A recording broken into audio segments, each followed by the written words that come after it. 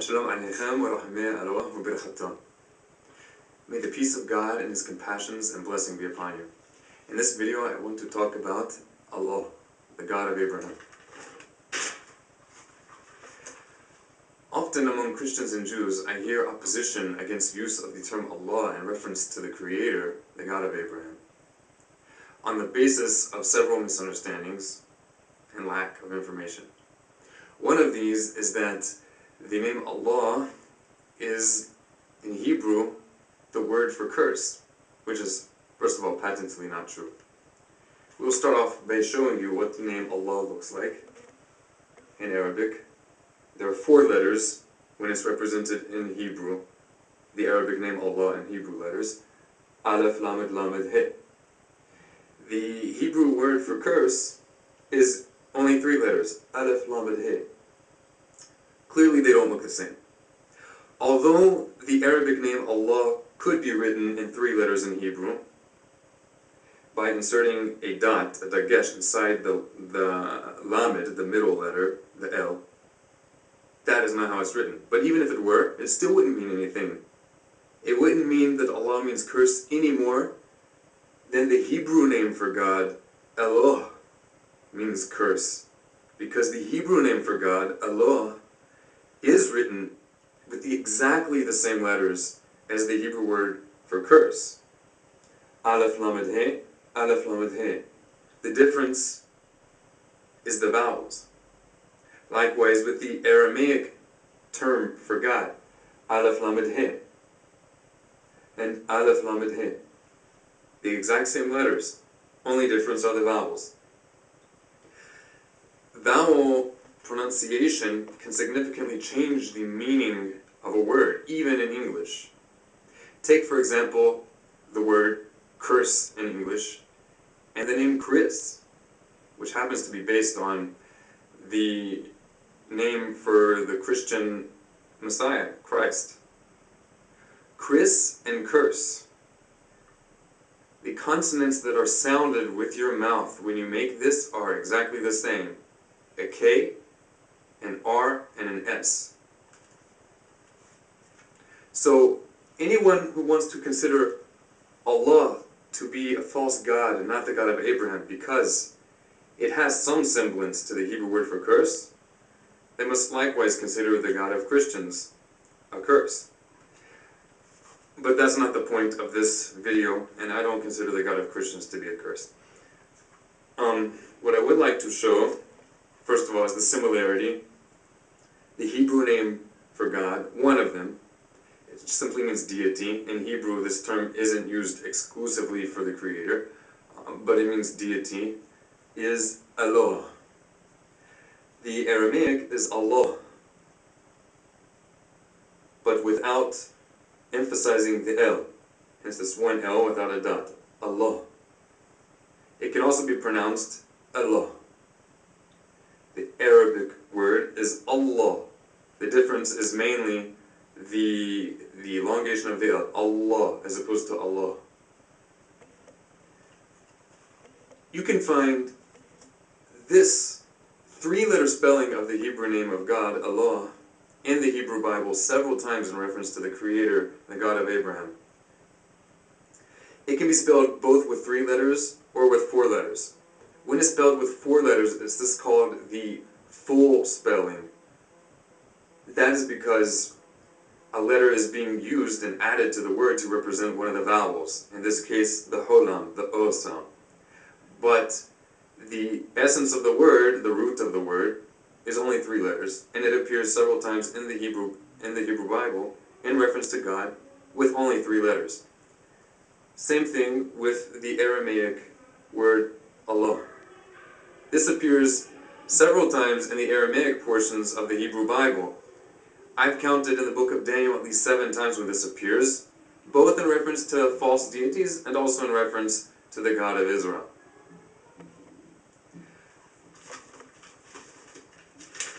Some additional reasons given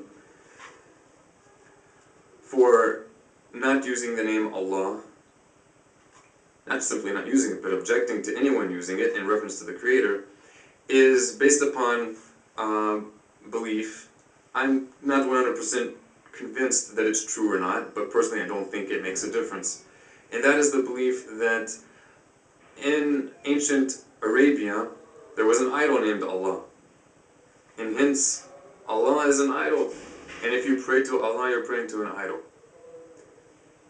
Whether or not there was an idol named Allah makes no difference.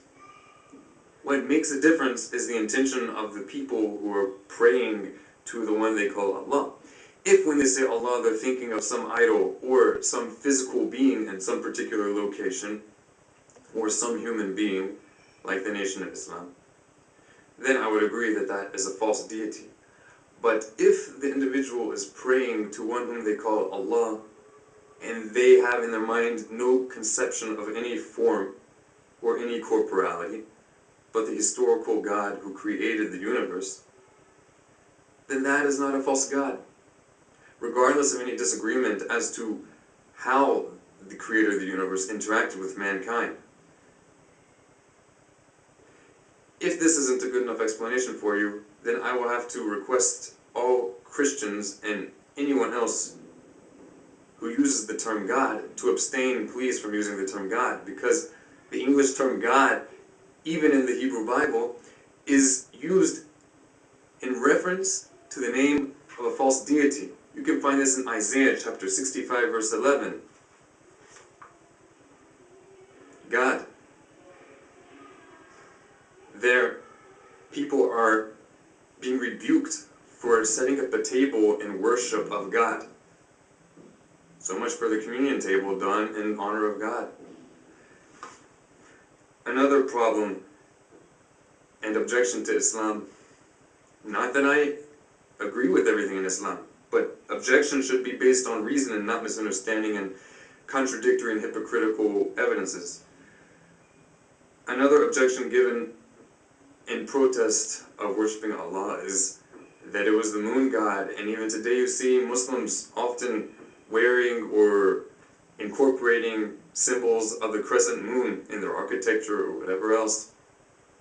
You even find the crescent symbol referred to in the Hebrew Bible in reference to pagan Arabians, though I don't think they were yet Arabic speaking, but in any case it appears.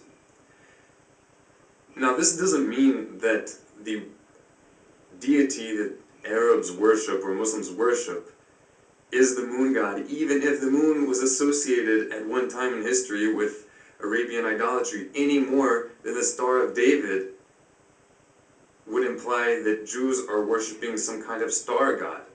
And after all, it does state in the book of the prophet Amos, verse 26,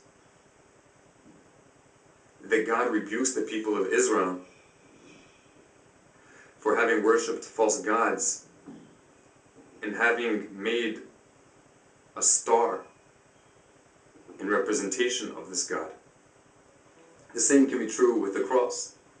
I don't believe that Christians, when they intend their minds to the creator of the universe without form and likeness, to be idolaters simply because the cross, which is worn around the necks of millions of Christians, was also common in pre-Christian idolatries. A few other reasons I have for objecting to objection of use of the name Allah is because the ancient rabbis of the people of Israel, throughout the exile, up until their even coming to the modern state of Israel, used the term Allah in reference to the creator, the God of Israel, both in their holy writings, which they wrote in Judeo-Arabic, and in songs of praise. Until this day, in very traditional Middle Eastern Jewish communities, on Shabbat and on holidays, you can hear them praying and praising to the creator of the universe using the term Allah. I know this firsthand from people I know, and I've read it in books. There are many examples of this use in extremely popular Jewish literature, which today is mainly known only via more recent Hebrew translation, some of them older translations, but books which are commonly known of among observant Jews, which were originally written in Arabic, incorporating use of the name Allah. These include the book Kuzari, the book Duties of the Heart, the book Modeh Nebuchim, Guide for the Perplexed, the book The Guide for Serving God, Maspikla Obdei Hashem, the earliest known complete commentary on the Mishnah, Rambam's commentary on the Mishnah. And of course, Rav Sa'adir Gaon, the Rasag's Arabic translation running commentary on the Torah, the Law of Moses.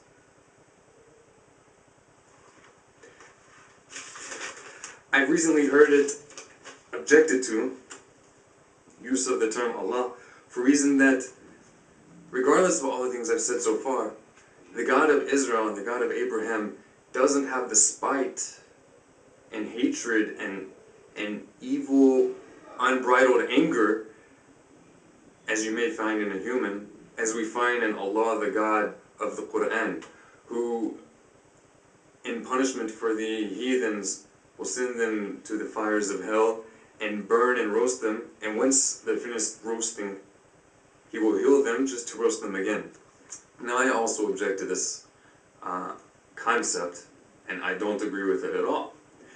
However, this doesn't mean that the deity that Muslims who do believe that this will happen is a different deity from the one that religious Jews worship. Why? Well, a disagreement over the thoughts and plans of the Creator doesn't mean that those who have disagreement over His plans or His will are disagreeing on who He Himself is, any more than a Jew who has doubt regarding the authorship of the Zohar is worshipping a different Creator from a Jew who is certain that Shimon ben Yochai wrote the Zohar, or any less than a Jew who considers the book of Abraham, Sefer Yetzirah, as being authentically from Abraham, and one who has some doubt about that. Or let's go to more recent things. Those who are convinced that God, the God of Israel, did certain miracles by means of certain great Kabbalistic sages. He's not worshipping a different God than a Jew who has doubt regarding those miracles.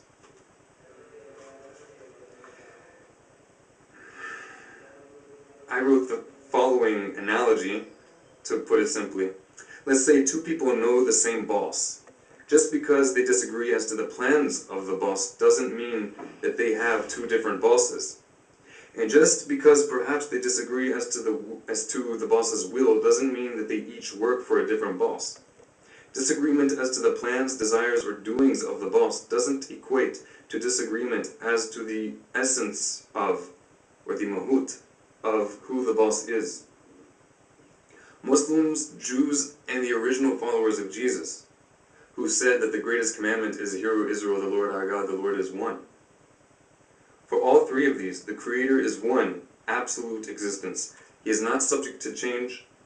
He neither shares His essence or divinity with another, nor does He have origin in something else, nor does He multiply His divinity, and His singularity is incorporeal and incomparable to any other. I like to finish this video off with a quote from the book of Deuteronomy, chapter 32, verse 29, where in Hebrew it states, "There is no God with me." And in the Aramaic translation of Onkelos, it states, "Leth Allah bar minni." Ma'as salama, hayakum Allah.